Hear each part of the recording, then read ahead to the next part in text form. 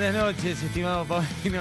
Nos relajamos, ¿vio? Como está muy bien, es noche de viernes. Estuvimos charlando ahí un poquito con producción y casi entramos todos a tu programa. Bueno, pero de paso venís de Mar del Plata, qué sé yo. Ya venís algo relajado. Estaba lindo el clima, ¿no es cierto? Viene más calorcito incluso para el fin de semana, me dicen. Vos sabés que la ciudad no la vi. Te mentiría, viste que la gente a veces te dice... ¿Te perdiste de ver la ciudad? ¿En serio? La ciudad que más, una de las ciudades que más amo en el mundo, ¿eh? Me encanta Mar del Plata. Pero fueron 3 días de intensidad brutal. Bueno, mucho apetito, con mucha información. Fue extraordinario todo lo que ocurrió allí, moderando paneles. Tuviste la moderación de un panel variopinto de 4 gobernadores que ojalá sea una réplica de la Argentina del futuro. En principio eso no se ve. Claro, porque, qué sé yo, estaban desde el peronismo, pasando por dirigentes del PRO, por gobernadores radicales. Y vos veías y vos decías, bueno, se puede hablar, se puede interactuar, pueden... pensar la Argentina también en el disenso para la construcción superadora de una idea que nos englobe.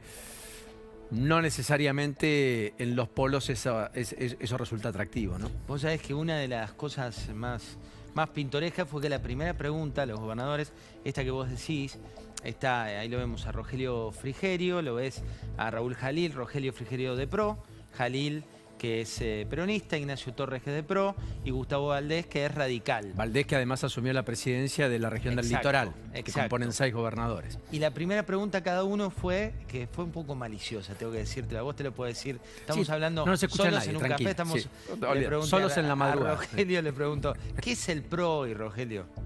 A Jalil, ¿qué es el justicialismo hoy? Y a Valdés, ¿qué es el radicalismo hoy? Y la verdad que costó tener una definición. Costaba. Bueno, porque no están claras las identidades, ¿no? Porque hay una redefinición general. Mira, acá va a estar Fernando Grey, en un ratito el intendente de Esteban Echeverría, el que fue a la justicia incluso para impugnar a Máximo Kirchner como candidato en el peronismo de la provincia de Buenos Aires.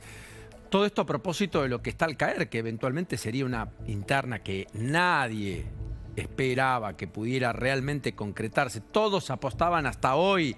Y yo creo que hasta mañana inclusive muchos apuestan a que haya una prenda de unidad, pero aparentemente habría interna entre Cristina Fernández de Kirchner, que ya presentó los avales y la lista, y Ricardo Quintela, que dice que él juega igual, aunque todavía la lista no la presentó, más allá de que tiene los avales. ¿Vos jugabas en cuál liga? Yo jugaba en la liga de los escépticos. Pensé que esa interna no iba a suceder. Pero yo tampoco, porque digamos, primero, ¿cómo la instrumentás? Hace más de 30 años que no se lleva adelante una interna en el peronismo. ¿Con qué plata? ¿Con qué financiamiento? ¿Cómo juegan los que en esta no quieren apostar? ¿Van a armar qué? 2 listas cada intendente? Se le voy a preguntar a Grey, qué sé yo. ¿Van a armar la lista de uno y la lista de otro? Más allá de que explícitamente se definan por uno o por otro.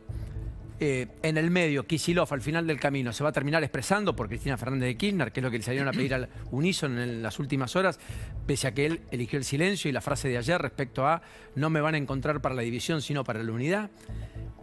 Es todo muy complejo en un peronismo que además los intérpretes de ese futuro eventual tienen más de pasado que de futuro. Lo digo por Cristina Fernández de Kirchner y por el propio Quintela, que es un caudillo del interior, pero poco representativo en términos generales del peronismo profundo. Y vos sabés que ese contexto, en paralelo, lo que pasaba un poco ahí en Mar del Plata se esperaba con mucha ansiedad el presidente de la Nación y muchos imaginaron un tono beligerante, un tono arriba en términos de lo que les iba a decir, y fue todo lo contrario.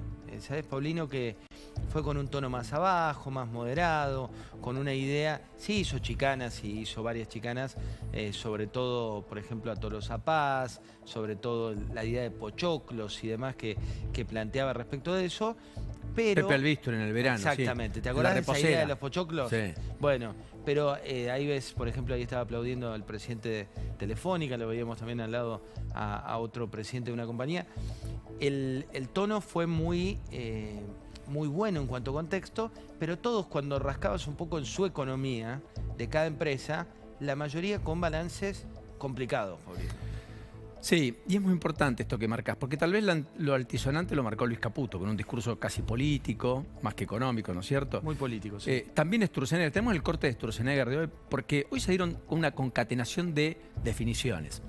Yo diría entre Sturzenegger, De los Heros y Milei. Chicos, un poquito de silencio, les pido disculpas. Sturzenegger hoy dijo esto en algo que a todas luces era un planteo general, incluso de campaña de Milei, que era la economía está siendo asfixiada por la presión impositiva, hay que bajar impuestos. No hay margen para aumentarlos y lo que hay que hacer es construir una senda de descensos. Por eso, reducción de impuestos no se produjo, se reinstauró ganancias, se subió el impuesto país, que finalmente luego se volvió al estadio inicial el mes pasado. Lo concreto es que no hubo reducciones. Y Sturzenegger le dijo a los empresarios esto. Nunca más nos pidan bajar impuestos.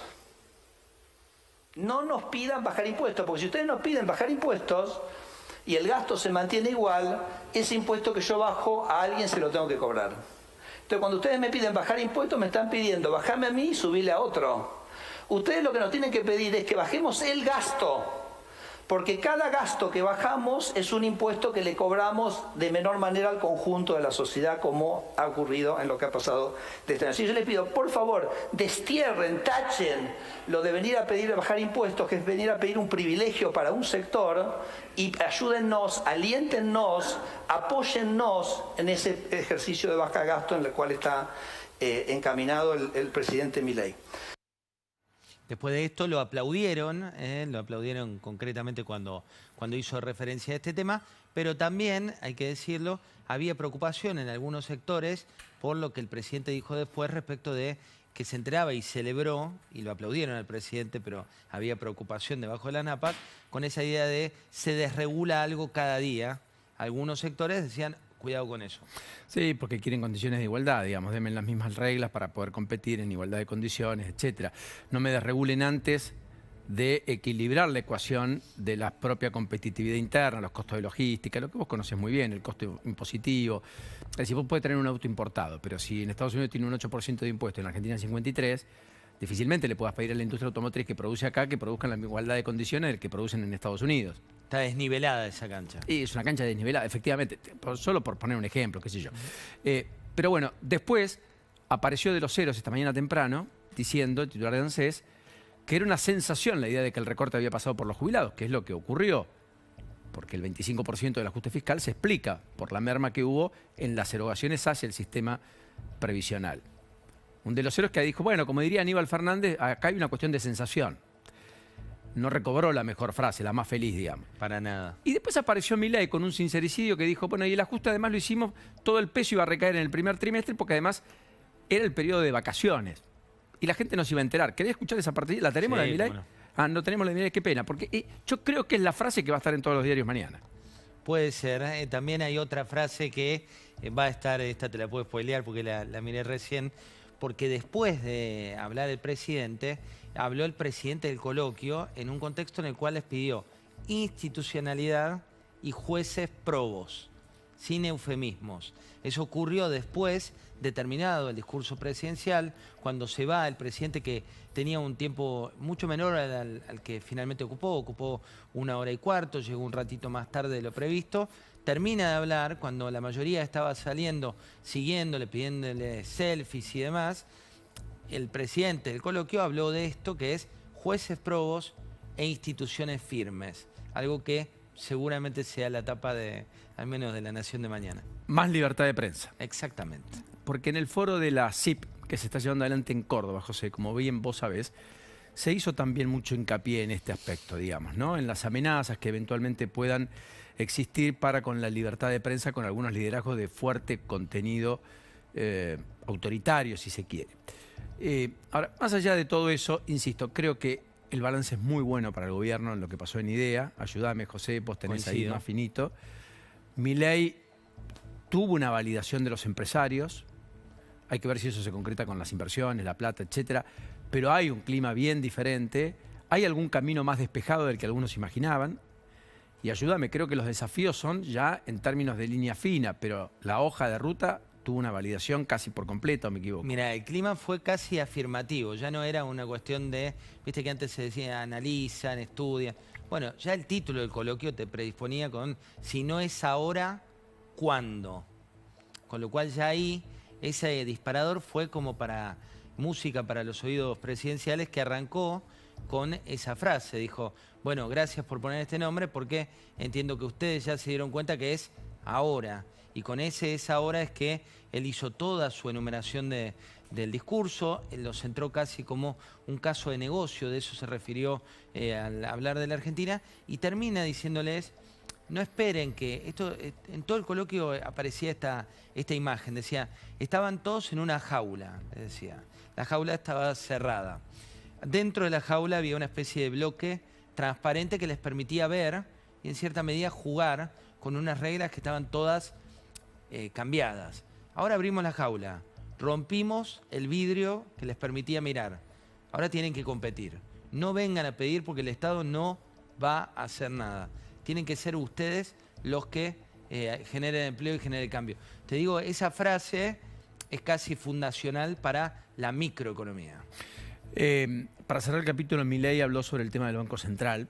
Dijo la idea de que no va a molestar nunca más, que la Argentina va a una dolarización endógena, le llaman los economistas, ayúdame un poco en esto, y que más temprano que tarde se va a cerrar. ¿Querés escucharlo? Dale. Dale. Nuestro programa de emisión cero lo que asegura es que el Banco Central no los va a molestar nunca más. ¿Y por qué digo esto? Porque conforme avance la dolarización endógena y que empiecen a hacer transacciones en dólares libremente, va a haber un momento que va a ser muy grande toda la operatoria en dólares y la operatoria en pesos va a ser muy chiquita. Y cuando se dé esa situación vamos a estar en condiciones de cerrar el Banco Central y que los políticos nunca más en la vida puedan volver a estafarlos con el impuesto inflacionario. Bueno, ahí sí es donde yo no termino, pero esto es presunción, no información. No lo veo al ministro de Economía actual, ni al presidente del Banco Central actual, ni a las autoridades actuales cerrando el Banco Central. Por ahí puede ser una expresión de título y no jurídica, pero esto te diría es más presunción que información por conocer a las personalidades que trabajan en esa entidad y sobre todo en el Ministerio de Economía. Lo que está desbocado después es la interna política, no solo en el peronismo, ¿no? Porque Lustó cuestionó el acuerdo de Macri con Milei, cuestionó en duros términos incluso. Muy duros. Martín Lustó dijo, si le entregan negocios, él vota cualquier cosa. O sea, concluyente fue Lustó. Que dicho sea el paso, en la provincia de Buenos Aires también hay que hacer una doble mirada, ¿no? En la elección del radicalismo. Sí, donde finalmente se habría impuesto el sector de Manes. Eso dijo la Junta Electoral por 2.500 votos, más allá de que van a ir a la justicia a impugnar la elección desde el sector de Lustó y Manes. Pero dicho esto, a Lustó le salió el PRO a responder. Soledad Martínez fue la intendente de Vicente López, una de las expresiones más cercanas a Jorge Macri y al propio Mauricio Macri, la que salió a cruzarlo al propio Lustó. Hay un tuit de Soledad Martínez que es muy elocuente, y todo el PRO salió a cuestionar al propio Martín Lustó. Creo que está arriba, ahí está. El senador proyecta, sentado en la banca, que ganó gracias a Macri. No tengo registro de algo bueno que haya hecho Lustó por la Argentina. Y no tiene autoridad moral para poner en duda al PRO y a Mauricio. Yo creo que es un quiebre. Es un quiebre total. Sí. No hay retorno, digamos. No. ¿Cuál será el lugar de Lustó? No lo sé, pero es el presidente del Partido Radical, que hasta acá tenía algunos entendimientos con el PRO, que eventualmente en la alianza del PRO con La Libertad Avanza transita hacia una reinvención en términos de encontrar su lugar, que veremos cuál es. Pero eventualmente el radicalismo no va a estar, salvo eslabones, con Milei. Totalmente. Y mira, te quería compartir una frase textual en esa línea de el expresidente Mauricio Macri, que también habla, y esto lo tomé nota cuando estaba a punto de subirse directamente al avión de regreso que lo iba a traer con Nacho Torres. El textual de Macri es: la prioridad es la República y seguiremos colaborando con Javier Milei, ya no con eufemismo, ya de manera explícita, y no es off the record, sino que es una frase on the record. Bueno, y en ese sentido, y hablando de República, la que se toma distancia también es Carrió, que hoy estuvo en Pergamino haciendo política, estuvo hablando con productores y fue muy dura. Dijo, el gobierno de Milei está castigando a la clase media y está entregando al campo. Está castigando a la clase media y está entregando al campo. A renglón seguido dijo, este gobierno es una réplica de la tablita de Martínez de Oz. Vos sabés que ahí está la estrategia de cada partido, ¿no? Y no sé si coincidís con esto, pero lo que están viendo ya por ahí Carrió o lo que está viendo Lustó es, bueno, ¿y si le va mal? Y lo que está viendo por ahí Macri es, ¿y si le va bien? Claramente ambos juegan un partido. Totalmente de acuerdo. En el sector agropecuario, en el sector de campo, te diría que todavía los últimos relevamientos, las encuestas, no marcan una distancia de ese perfil de votante respecto de la política de Milei. En el otro sector, en el de comerciantes, es cierto que la foto actual, todas las encuestas de economía real te marcan, o relevamiento mejor dicho, que la economía real está con un fuerte impacto negativo en el consumo. Mientras tanto, Karina Milei refuerza la estrategia en la ciudad de construir una Libertad Avanza fuerte, tal vez para competir con Jorge Macri. Veremos cómo eso decanta en el acuerdo de Macri, ya Mauricio con Milei, Javier. Pero lo cierto es que hoy estuvo con la mujer de Macron, con Brigitte. Mirá, este dato, Paulino, y es muy importante lo que vos marcás respecto de esta foto, ¿no? Porque hasta ahora la hermana del presidente, la secretaria general de la presidencia y también una de las fundadoras del partido a nivel nacional, era más quien acompañaba al presidente a todas partes. Es la primera vez que vemos una foto internacional de ella ya en primer plano. Y hablando de internacional, está la carta de Milei a los embajadores, ¿no? ¿Qué ruido hizo esta noche en Cancillería? Tremendo. Envió una carta a Milei donde le pide de Mondino para abajo a todos los funcionarios, si la tenemos, me gustaría compartirla porque el cierre es muy duro, pongamos el último párrafo en particular, porque Milei les dice: quienes no se encuentren en condiciones de asumir los desafíos que depara el rumbo adoptado en defensa de las ideas de la libertad deberán dar un paso al costado. Bueno, así cierra esa carta diciendo que efectivamente quienes no sigan los lineamientos de la política exterior y efectivamente contrarrestando la Agenda 2030, desmarcándose de muchos aspectos que abrazan la Organización de las Naciones Unidas, el propio Estados Unidos, Brasil, Europa, finalmente él va a tomar cartas en el asunto y que no quiere embajadores que digan lo opuesto. Y lo hace un día después de la salida del número 2 de la canciller Diana Mondino, un día después de la salida de Chirilo como hombre fuerte dentro de energía, junto con Daniel González, que supo ser el director ejecutivo de IDEA y que ahora es el hombre fuerte de energía dentro de las huestes de Luis Toto Caputo. Digo, hay una señal muy firme, me parece que esto también es lo que está ahora, Paulino, debajo de las napas, de blanco o negro, no grises. Si sos gris, diría Milei, afuera. Se fueron 80 funcionarios desde que Milei es presidente, la mayoría fueron echados, otros renunciaron, como fue el caso del titular del INTA. El titular del INTA se fue el día martes, no está en esta lista que ponemos los 4 más relevantes. Hoy finalmente se fue Leila Gianni, con ella Martín Huidobro, que estaba en el Ministerio de Capital Humano junto a Leila Gianni, era el subsecretario de Trabajo. Dato curioso hasta ahora, muy relevante, es el 4º subsecretario de Trabajo en la administración Milei. O sea que cada uno duró promedio 75 días. El primero había sido Horacio Pitró, que dicen no vuelve ni por casualidad. Hombre que estaba muy cercano a Jorge Triaca. Sí. El segundo fue Mariana Hortal Sueldo, también cercana a Jorge Triaca. Luego en abril había asumido Archimbal, también efectivamente cercana a Triaca. Bueno, ahora hay enigma, misterio después de la salida de Huidobro. De un cargo, además, el del secretario, ahí lo veíamos, al propio Julio Cordero, que había asumido el 12 de marzo.